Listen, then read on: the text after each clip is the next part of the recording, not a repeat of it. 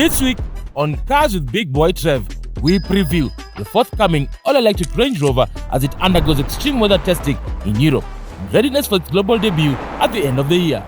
Finally, we review the tough-as-nails Mitsubishi L200 pickup.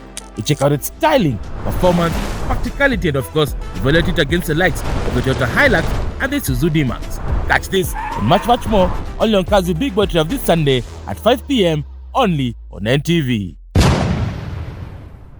Welcome to Cars with Big Boy Trev Extra. My name is Big Boy Trev. It's all about the news and reviews from across the world. Our first news item takes us to the United Kingdom, where Jaguar Land Rover has announced the upcoming emission-free Range Rover Electric is currently being put to its paces in a stringent test regime in some of the world's toughest environments. Undergoing rigorous testing, the first ever all-electric Range Rover is currently being tested in extreme conditions ranging from the freezing temperatures of the Arctic Circle to the scorching heat of the Middle Eastern deserts. Now, according to Jaguar Land Rover, the tests are aimed at pushing the limits of the Range Rover Electric's emission-free drivetrain, which includes components such as the electric drive unit, electric motor, battery pack, transmission, and electronics. According to the luxury brand, the emission-free drive system promises to elevate the SUV's performance on a low-grip surface, ensuring that the battery-powered Range Rover maintains its all-terrain prowess its moniker is known for. It is equipped with the new traction control system, which, unlike traditional setups that rely only on ABS unit, delegates wheel slip management directly to each electric drive control unit. According to the firm, this will be a first for a Range Rover setup, which works with the existing stability control and chassis systems, reducing torque time reaction from about 100 milliseconds to as little as 1 millisecond. We should await the global launch scheduled for the end of 2024, and we'll keep you updated on the progress of the all-new Range Rover electric SUV.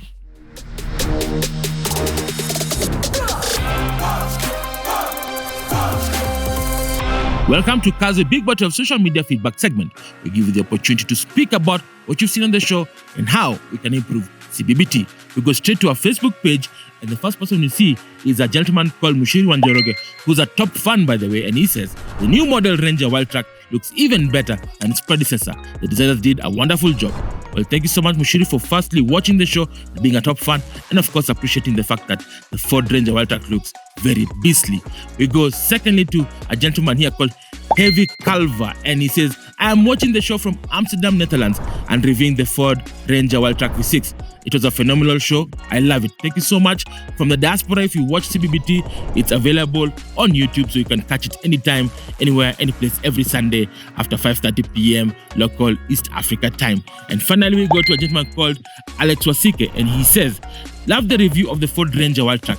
I was late for the show, and I found it ending well. Alex, don't worry. Anytime you feel like you're missing CBBT, please go to our YouTube channel. We've got tons of reviews that are actually updated every week so that you can enjoy watching the local content courtesy of Cars with Big Boy Trev. So that's it, guys. Thank you so much for watching Cars with Big Boy Trev. In terms of any questions, comments, or queries, don't hesitate to write to us as seen on the social media handles below. We get back to you with the feedback next week. Up next, it's all about the Mitsubishi L200 Triton pickup. In our ongoing series of determining the best value double cab pickup in the market, we take a closer look at the tough-as-nails locally produced Mitsubishi L200 pickup. Question is, will it manage to fight it out with the likes of the Toyota Hilux and the Nissan Navara? Let's find out. When you say Mitsubishi, but you think the WRC Safari Rally winner, Tommy Martinez.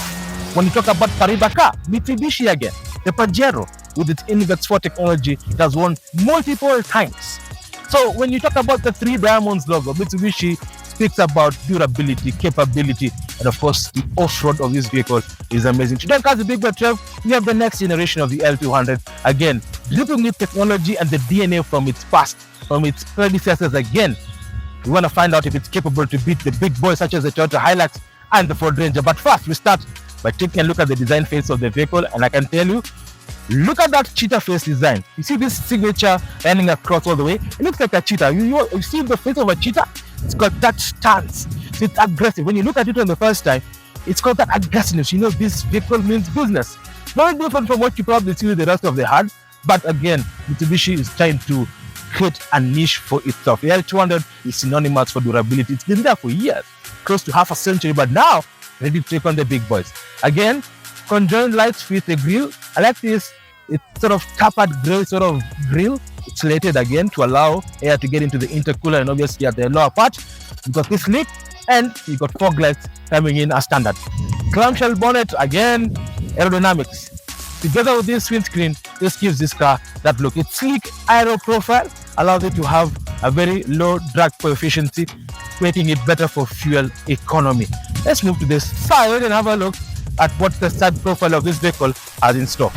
So, when the side profile, again, typical bold lines of Mitsubishi. You've seen the bold lines on the bonnet and the bumper, but now it extends all the way to the front overhang. It's square. Again, richness, boldness. That's the whole point of this particular vehicle. And of course, the lower hip line that runs across from the front fender to the lower hip line all the way to the back, giving this car some stance. I like the fact that they thought about putting side steps. They incorporated into the design so it doesn't look naked, and mud flaps as well. And of course, top it up, you do have this diamond cut 19-inch alloys with Toyota tires, all terrain that are suitable for this country. I can tell you they've thought about every single thing that makes this Mitsubishi a fantastic vehicle to drive both on and off-road. You've got chrome side mirrors again, je ne sais quoi, premiumness, and blacked out window sills. I love the fact that they've thought about it. I mean, chrome, and again chrome. Now, moving to the third of this particular part, we call it the rear third. Again, this is the loading bay area. So you can see the squareness. There's some bulge appearing on this part of the body, the side, and runs all the way to the back. Again, gap is good. You can tell the ground clearance is fantastic. As you move to the back, follow me. Ta-da! You've got this amazing vehicle. You've got, the biggest nut bay in its business, and you open it here, it reveals tons of space. You can carry stuff. You can either decide to have a canopy, you close it, or a tonneau cover, and a bed liner just to prevent rust from happening. Again, the boat is a galvanized to prevent that anyway. But as you close it, I like the easy open. It's not too heavy. And we've got this chrome again, denoting je ne sais quoi premiumness, and the third brake light. Sportivo L200 and the DID power that you're going to sample out much later. But the biggest question is, how good is the interior? Let's jump in and have a look at the interior of this particular L200. So guys, you've seen from the walk around the design perspective of this Mitsubishi L200. Stylish, it's got a cheetah stance, but the question is, how good is the interior? We step inside and have a look at this particular Mitsubishi. And the first thing you do notice is the forward curve design, which allows space between the driver and the dashboard. And obviously the highlight of this particular dashboard is this center console. We've got this piano black finish that houses the audio system. It's a standard audio system, doubled in, that actually you can play your music via CD, you can stream your music via USB port and Bluetooth.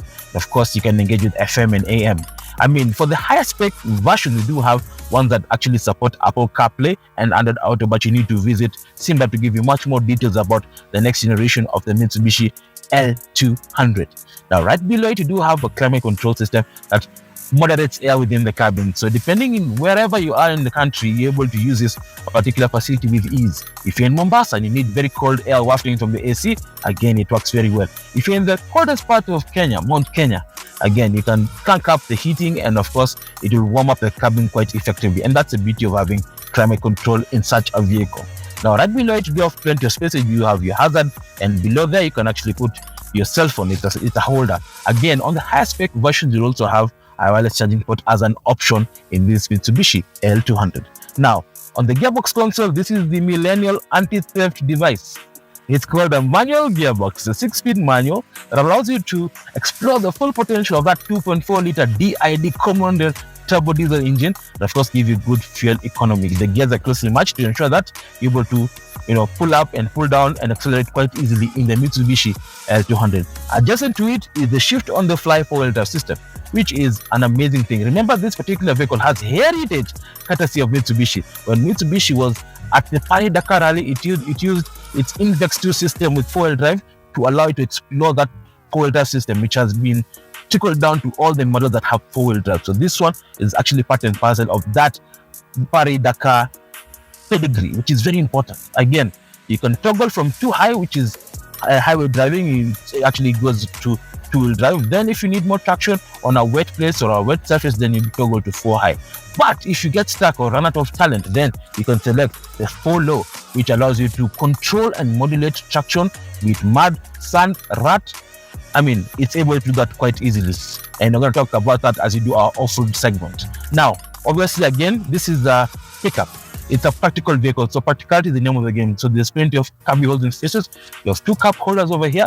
And of course, you do have on the center console here, space where you can actually hide your valuables, your wallet, your keys, whatever it is, you can hide them right here. Now you move over to the instrument vehicle. This is the most important place in the vehicle. So you have 2 dials. So one on the left is the tachometer, which actually shows you the revolutions per minute of the engine, and the right is the speedometer. And in between, you do have a graphical display that gives you information about critical aspects of the vehicle. So fuel, temperature, pressure.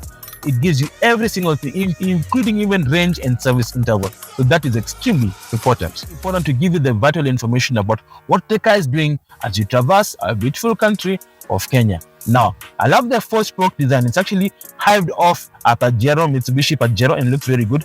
And of course, you do have certain buttons to allow you to toggle through the different settings on this graphical display. It's leather, feels very good. It has tilt and telescopic. When I say tilt, is tilt that way, up and down. Then telescopic is closer or farther. So again, allows the driver to have a flexible seating and a very commanding space. The one thing I like about it is the fact that there is minimal intrusion. The A-pillars allows you to have minimal blind spots, so you're able to see the car all around, and the big mirrors to ensure that when you're reversing, you're able to see everything. Now, I am big boy Trev. I'm 6'1". I'm a big boy. The seats are very comfortable, and as you can see, there's plenty of headroom and legroom as the driver and the passenger. And at the back as well, there'll be plenty of that. But let's jump to the back and see the space and the practicality of the Mitsubishi L200.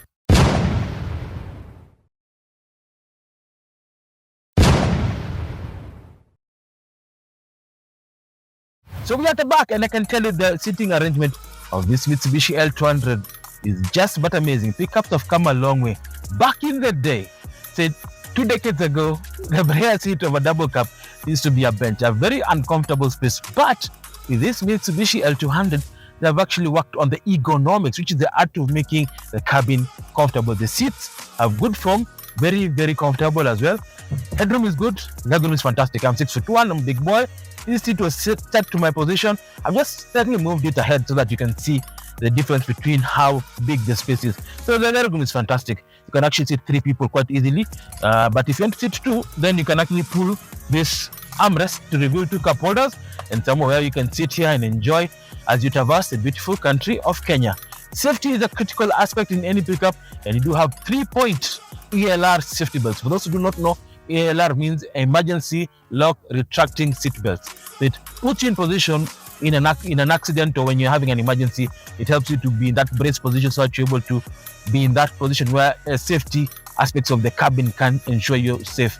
And of course, you do have 6 airbags, the standard that runs across here, and ISOFIX anchors as an option. If you have a baby, you can actually put your car seat here and be able to see the practicality of this particular Mitsubishi L200. Obviously, it's got airline style pockets. You can actually put stuff there. You've got your grab handles over here in case you're in the bundles, and of course, everybody can enjoy. You can actually put your phone here. There's an option for a USB port to charge your phones for the rear passenger. So again, they've thought about every single thing, and I can tell you, Mitsubishi are going places with the design perspective. But how much can it carry? Let's move to the back and see the carrying capacity of this Mitsubishi L200.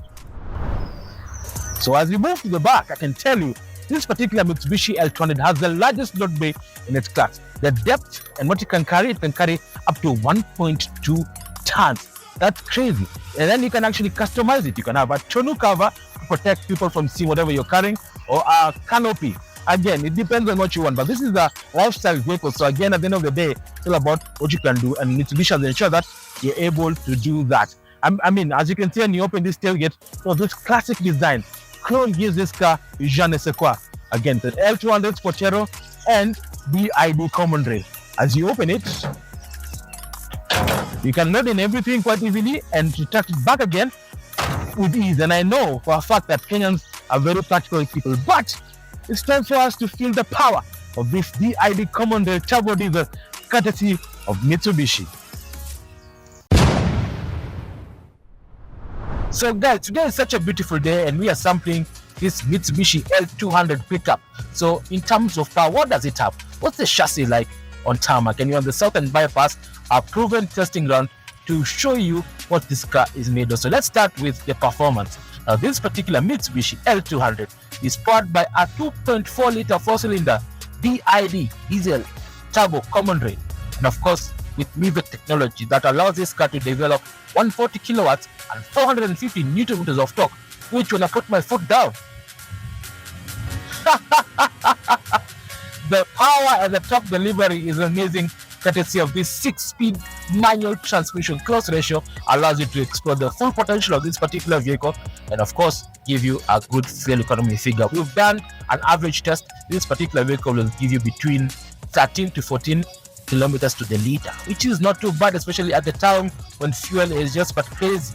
I mean, who would want a vehicle that is very efficient? And obviously, if you do long distance, again, it's even much better. Now, let's talk about the chassis and the transmission. So this particular chassis is also based on the Pajero Sport as well. So it's designed to give you good on and off-road manners and still be a stable chassis where you're able to enjoy the full effect of this Mitsubishi L200. So what has Mitsubishi done to ensure that you have a subtle ride?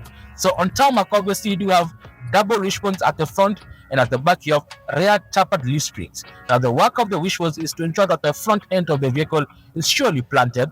I mean, when you're driving fast on a steady curve, you feel the vehicle has enough grip. And at the back, the tapered leaf springs offer good comfort and of course carrying capacity, because remember, this particular vehicle can carry up to 1.2 tons, which is good for such a vehicle. Not only that, the tapered leaf spring with the telescopic suspension again keeps this particular vehicle planted, and the chassis is fantastic. There is no shaking at high speed. So if I push down, this is 80 kilometers an hour, and it's pulling on fifth gear. Doing 100 kilometers an hour, the mid-range torque is just so good. The steering wheel is very direct and precise. You can tell where the nose is pointing at any given time. Not only that, you're able to see the vehicle quite well because of the minimal blind spots that are in this particular vehicle. Again, this particular chassis is also ensured to give you good off-road balance, which we're going to talk about it much later as we go to Ngong Hills. But in terms of safety, how is this car in the safety aspect? Now, you know, Mitsubishi are renowned to build vehicles that are very safe. So on the active safety front, you do have quite a number of gadgets that are standard in this particular vehicle that are not in other vehicles in its class. So let's start with electronic stability control. Electronic stability control basically allows you to control the certain aspects of the car. So for example, it controls the ABS, which is the anti-lock braking system that prevents wheel lock during an emergency, and of course brake force distribution and brake assist. It's an umbrella, but the ESP again has certain parameters. It measures the steering angle, measures also the braking, and in case you just run out of talent, it sort of like controls everything to prevent you from rolling or having an accident. But in case all hell breaks loose, then you can rely on the 5-star passenger safety rating that this Mitsubishi L200 has, because it dissipates impact energy away from the cabin to ensure that you remain safe in this vehicle. It's got multiple airbags, they're 6 in number, and of course you do have crumple zones to protect you and your family from harm's way. Now, safety is critical. You've seen this car has all the bells and whistles, but now we live in Kenya and 4x4 is our territory. How capable is a 4x4 system courtesy of Mitsubishi in this L200? Does it have the DNA, the heritage that it carries all over from the Paris-Dakar? Well, it's time for us to sample the full drive capabilities on the Ngong Hills with Mitsubishi. So guys, we've just stepped out of the highway. We enjoyed the ride of this Mitsubishi L200. I can tell it's very supple on tarmac, but we're now on Ngong Hills, and this is the proving ground for the 4x4 hardware.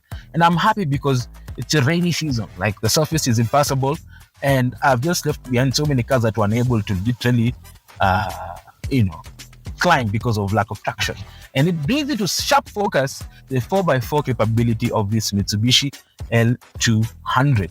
Now, we know Mitsubishi are renowned for their 4x4 system that has made them win the Paris-Dakar Rally so many times. They are the conquerors of that rally, and it's because of the Invex 2, 3, and 4 4x4 hardware. Now, the DNA has trickled down to this L200. I can tell you, it's got a very capable 4x4 system. In fact, if not the best, it's the best in the business. Now, let's talk about what it can do. So it's shift on the fly. Basically, you do have 3 modes. So too high is basically the one that allows you to drive on tarmac, and it just gives you good grip. and very fuel efficient. But if you need to have just extra grip, then 4 high is good for you. And when you get in a sticky situation, then the 4 low, you engage it just modulates all the traction so easily that allows you to get over humps, bumps, ruts, and everything that comes your way. So you're able to have this as a weapon. You become a 4x4 expert driving this without any stress. And I like the fact that Mitsubishi have literally thought about every single thing about this car. What I do like about this system is it's mated to an engine that has so much torque, and the way it has modulated it, there is no weight spin, there is no loss, of traction. It just modulates it so well that you just, you feel like it is working in tandem with the gearbox, clutch, and of course the stability control, which actually comes on. When you ever see select 4 low, it will switch off because it allows you to have some minimal wheel spin, which is good. Now, let's talk about the suspension. Obviously, double wishbone, as I mentioned earlier, at the back, tapered leaf springs, and of course, you do have a very good ground clearance. The wading depth of this thing is about 780, which is good. It's close to one of the best in the business. And with the breakover angle and approach and departure, you're able to get out of sticky situations quite easy, which I like because it allows this L200 to be, proper. I love it. Now, we've done all that. We've seen what it can do. It's time for us to do value for money. If this particular vehicle has what it takes to be the king of the pickups in Kenya. So that has been the review of the Mitsubishi L200. Stylish, capable, and of course extremely practical. The question is, how does it fare on in this market? We start with the pricing. The Mitsubishi L200 is sold and serviced by Simba Colt Motors with the starting price of Kenya shilling 6.3 million VAT inclusive. It comes with a 3-year, 100,000 kilometer warranty, whichever comes first. Plus, you can rely on Simba's extensive dealer network to keep your Mitsubishi L200 in tip-top shape and have peace of mind. But remember, this particular vehicle exceeds in a space where there's plenty of competition. What are the key rivals in this segment? Number 1, the Toyota Hilux. Number 2, the Ford Ranger. Number 3, the Nissan Navara. Number 4, the Isuzu D-Max. And number 5, we do have the P-Series, which is actually being a new entrant in the market. So, do you reckon that this particular vehicle has what it takes to beat all these other rivals? Then as your thoughts are seen on the social media handles below. We'll get back to you the feedback next week. Well, it's been an honor. Thank you so much for joining us on Cars with Big Boy Trev. Until next week, drive safe and be safe.